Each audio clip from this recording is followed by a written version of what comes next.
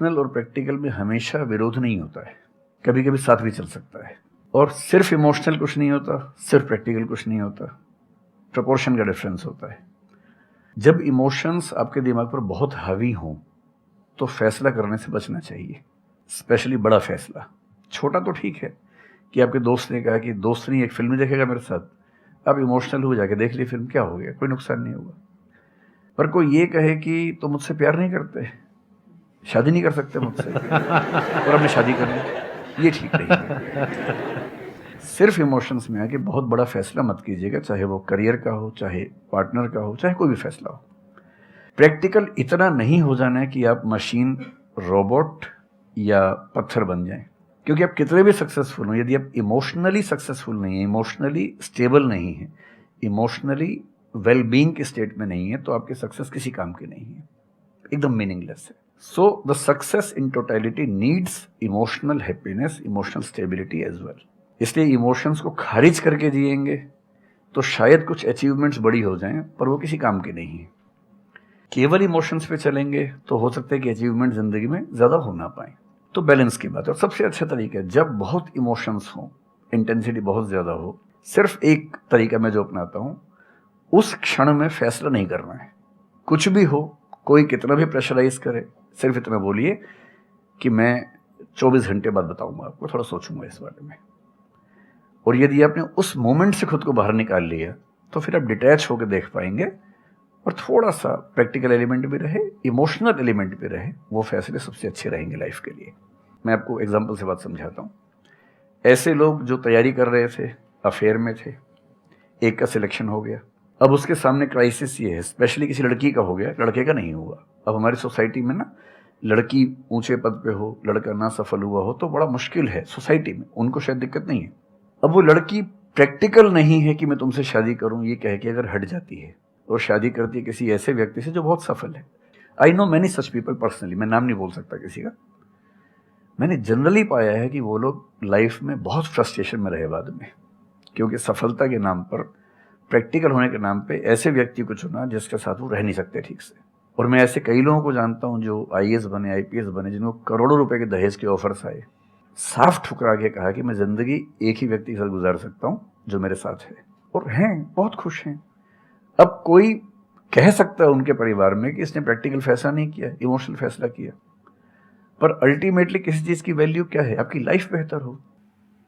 YouTube पे जिसके 1 लाख भी सब्सक्राइबर्स होते हैं वो मोनेटाइज करता है, 1 लाख क्या, जब मिनिमम हो सकता है, खूब पैसा कमाते हैं, ब्रांड प्रमोशन करते हैं, साबुन तेल बेचते हैं बीच बीच में।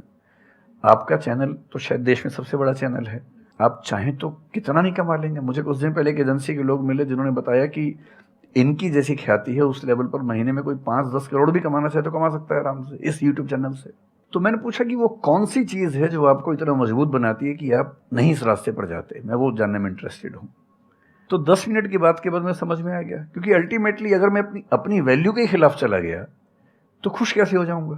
पैसा मुझे कैसे खुशी देगा जब मैं ही नहीं रहा, तो खुशी किस बात की? इसलिए इतना प्रैक्टिकल मत होना कि अपनी माँ के, पिता के, भाई बहन, दोस्त, जो प्रेमी प्रेमिका है, उनके इमोशंस के साथ खेलने लगो। इतना प्रैक्टिकल कभी मत होना, इतना इमोशनल मत होना कोई आपको बेवकूफ़ बना सके, बात बात पर बेवकूफ़ बनाता रहे। और बैलेंस, जिंदगी जो है ना वो मध्य मार्ग में है, जिंदगी एक्सट्रीम पे नहीं है, मध्य में है। तो प्रैक्टिकल और इमोशन का बैलेंस रखिए, लाइफ बढ़िया होगी।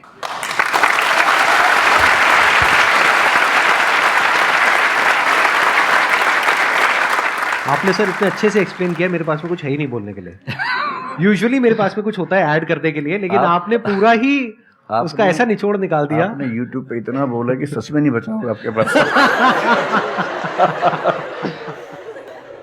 6-7 साल पहले की बात है, मेरी एक स्टूडेंट थी जो सुसाइडल टेंडेंसी की शिकार थी उस समय। उसके घर में कुछ ऐसी ट्रेजेडी, उसकी मदर की डेथ हुई थी, और एक ऐसी ट्रेजेडी जो बहुत ही रेयर किस्म की ट्रेजेडी है, जो शेयर करना ठीक नहीं है यहाँ। तो वो मेरे पास आई और मुझे लगा कि आज मैं पहली बार किसी ऐसे व्यक्ति से बात करूं जो डिप्रेशन में है और सुसाइड कर सकता है अगले 1-2 दिन के अंदर अंदर। अब मैं परेशान था कि मैं कैसे मैनेज करूं, और मुझे मोटिवेशन की ऐसी जानकारी उस समय तो बिल्कुल नहीं थी, बाद में थोड़ा बहुत पढ़ा। तो मैंने उससे कहा कि अच्छा तुम घर जाओ, मैं कुछ देखता हूँ। फिर मैं घर गया, नेट पे सर्च करना शुरू किया, करते करते मुझे आपका एक वीडियो मिल गया, अनस्टॉपेबल शायद कुछ आपने एक वो बनाया था उस समय। तो मैंने वो थोड़ा सा देखा 10 मिनट का, मुझे लगा कि ये जो है ना, ये इंजेक्शन है किसी मतलब डिप्रेस्ड व्यक्ति को तुरंत मोटिवेट करने के लिए। तो मुझे ध्यान है कि मैंने उसको वीडियो का लिंक भेजा। मैंने कहा देखो, ज़िंदगी अपने रास्ते पे चलेगी, ठीक हो जाएगी।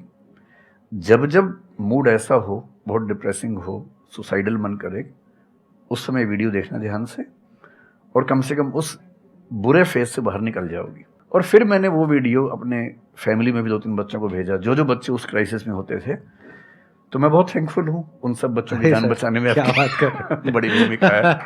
Thank you so much sir, it means a lot to मी।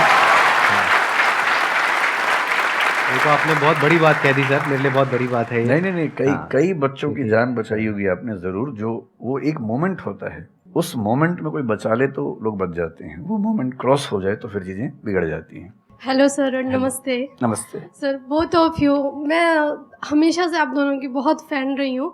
मुझे बस ऐसा लग रहा है कि मैं सपना देख रही हूँ, मेरे लिए रियलिटी नहीं है। मुझे बस आपसे ये जानना, मैं हर मतलब एवरी डे 8 से 10 आवर में पढ़ाई करती हूँ, बट मुझे कभी कभी बहुत डीमोटिवेशन आ जाता है कि होगा नहीं होगा, क्या होगा पता नहीं।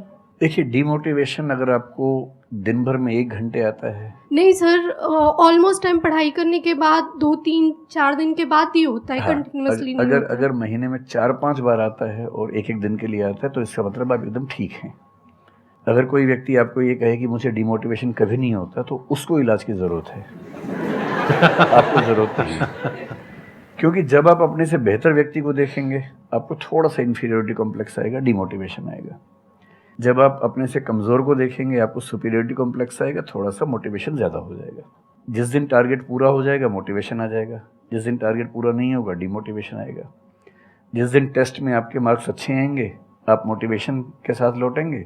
जिस दिन खराब आएंगे, डिमोटिवेशन होगा। लेकिन ध्यान रखिए, जिस दिन आप मोटिवेटेड हैं, उस दिन आप वजह बन गए कईयों के डिमोटिवेशन की। लगातार मोटिवेटेड होना एक मेंटल इलनेस की निशानी है, और लगातार डीमोटिवेटेड होना डिप्रेशन की निशानी है। इन दोनों से बचना है।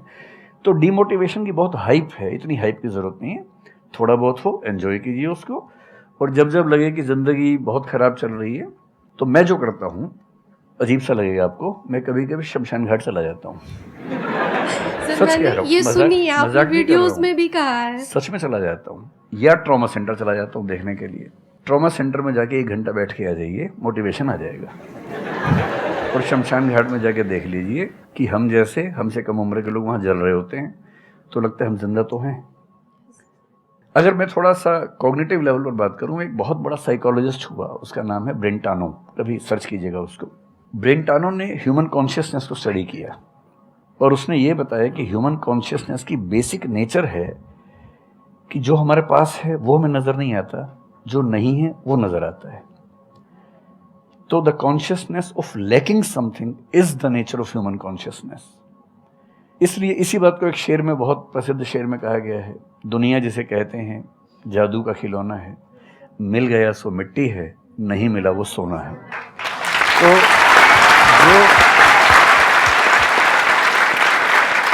तो जो आपको नहीं मिलेगा ना, हमेशा बड़ा होकर दिखेगा, जो मिलेगा छोटा हो जाएगा। तो ईमानदारी इसमें है कि जब जब डिमोटिवेशन और डिप्रेशन हो, एक कागज़ लेके बैठ जाइए और एक तरफ लिखिए, मेरी ज़िंदगी में ऐसा क्या क्या है जो दूसरों के पास नहीं है। पेज भर जाएगा पूरा।